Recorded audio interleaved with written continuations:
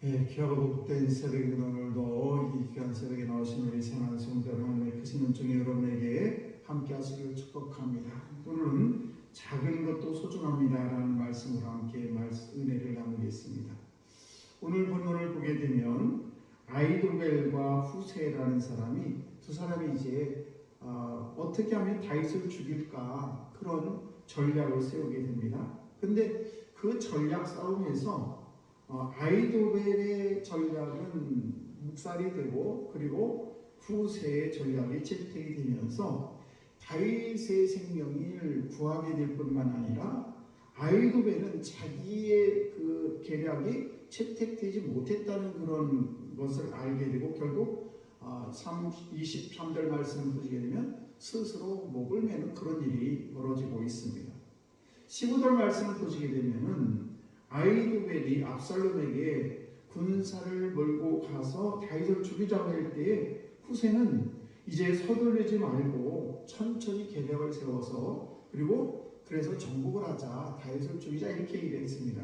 그렇게 해서 이제 다윗이 도망갈 기회를 이렇게 주게 되고 후세는 역시 다윗 편이었기 때문에 사독과 아비아달 두 제사장에게 가가지고 치열한 전략이 있었는데 이러이러한 전략이 있었다는 것을 얘기하면서 그리고 16절에 가가지고 빨리 다윗왕에게 가가지고 사람을 보내서 다윗왕이 몰살당하지 않도록 요단강을 건너라고 이렇게 알려주는 그런 장면이 나오게 됩니다. 그리고 17절에는 누구를 보냈냐면 바로 아비아달의 아들인 요나단과 그리고 사독의 아들인 아히마스를 보내게 됩니다. 말하자면 제사장의 아들들을 다윗에게 보내게 됩니다. 그런데 그 보내는 과정에 어떤 청년이 그것을 엿듣게 되고 그리고 그것을 이제 왕에게 알리게 됩니다. 그럴 때에 그 압살롬이 그 이야기를 듣고 종을 시켜가지고 그들을 죽이려고 쫓아가게 되죠. 그런데 오늘 말씀을 보시게 되면 요나단과 아마스는 어디 있느냐고 물으니까 그 여인이 우물 속에다 감춰놓고 그리고 그 위에다가 곡식을 이렇게 널어 놓았기 때문에 그 사람들을 찾지를 못하게 되죠. 그래서 결국은 그들을 찾지 못하고 압살롬은 그 두 명을 죽이려다 죽이지 못하고 다시 예루살렘에 돌아가게 되고 결국 그들이 다시 우물에서 나와서 요단강을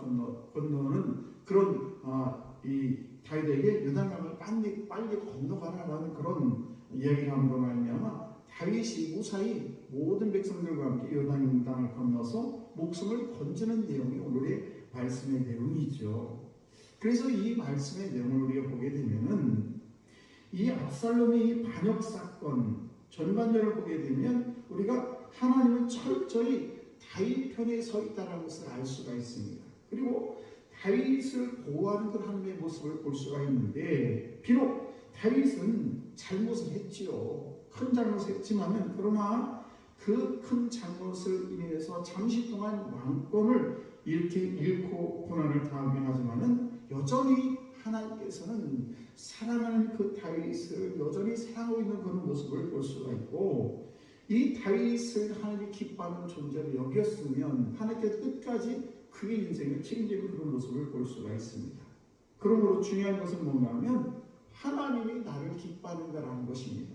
그래서 오늘도 저와 여러분들이 나는 하나님의 자녀라는 그런 긍지심 그리고 하나님의 자녀다운 그런 삶을 살아갈 때 하나님께서 우리와 함께 하실 줄로 믿습니다.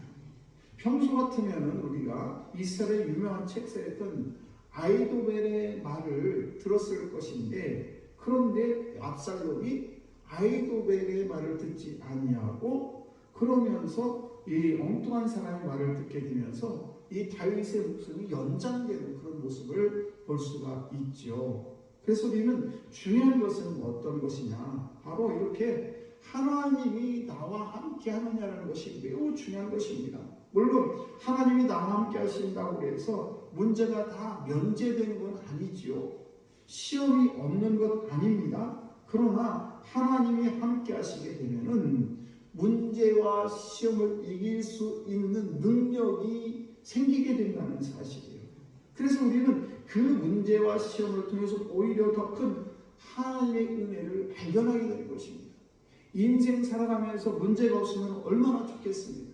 그러나 우리가 인생을 살아가면서 문제는 늘 있어요. 누구나 예수를 믿는 사람이 됐든 믿지 않는 사람이 됐든 다 문제가 있는데, 문제는 어떤 것이냐? 그 문제를 만났을 때 전능하신 하나님, 그리고 나와 함께 하시는 그 하나님이 늘 나의 모든 인생을 책임져 주시고 나의 앞길을 인도하신다는 그런 확신, 그런 믿음이 있는 자는 문제 앞에 결코 두려워하지 않는다는 사실입니다. 그러므로 우리가 하나님이 나와 함께 한다는 사실, 이 믿음, 이것이 있느냐 없느냐에 따라서 우리 인생이 정말 복된 인생, 문제 앞에서 두려워하지 않는 인생이 되기도 하지만은, 나와 함께 하지 않는, 나는 하나님이 없어라고 생각하는 사람은 문제 앞에 어쩔 줄 모르는 그런 인생을 살아갈 수밖에 없다는 사실입니다. 그러므로 오늘 이 귀한 새벽에 나오신 저와 여러분은 이 어떤 어려움을 만나고 문제를 만났을 때에 정말 하나님은 나를 왜 이렇게 피곤하게 만들고 내 인생을 왜 이렇게 꼬일까라고 그렇게 불평하고 낙심하지 말아야 될 것은, 내가 생각할 때 이해가 안 되고 내 뜻대로 되지 않고 내 소원대로 되지 않는다고 해서 쉽게 원망해서는 안 된다는 사실이에요. 왜? 그것은 오늘도 여전히 사랑하신 하나님은 나를 바라보고 계시고 나와 늘 함께한다는 사실. 그래서 이 문제를 통해서 더 큰 축복의 통로로 나를 사용하신다는 사실, 우리는 믿어야 될 줄로 믿습니다. 이것이 바로 믿음 있는 자의 행동인 것입니다. 그래서 오늘 이 새벽에 나온다는 것은 아무거나 나오는 것이 아니에요. 하나님의 사랑하심이 있기 때문에, 그래서 오늘도 이 말씀을 통해서 저와 여러분들이 믿음의 눈을 새롭게 뜨고 새롭게 바라볼 필요가 있는 것입니다. 문제도 하나님이 주신 것이고 그 문제 해결도 하나님이 해결해 주신다는 것을 믿으시기 바랍니다.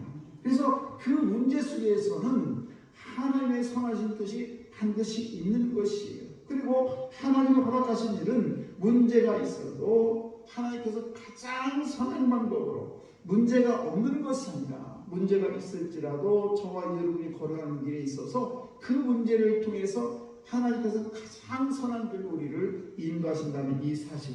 그래서 우리가 이 가장 좋은 방향으로 우리 인생의 문제가 풀려진다는 것을 꼭 기억하시고, 그리고 오늘도 하나님과, 중요한 것은 저와 여러분이 하나님과 함께 동행하느냐. 오늘 저들이 함께 찬송을 부르는 320장, 주와 같이 길 가는 것, 늘 주와 같이 길 가는 것이 즐거운 인생이 되시기를 주의 이름으로 축복합니다.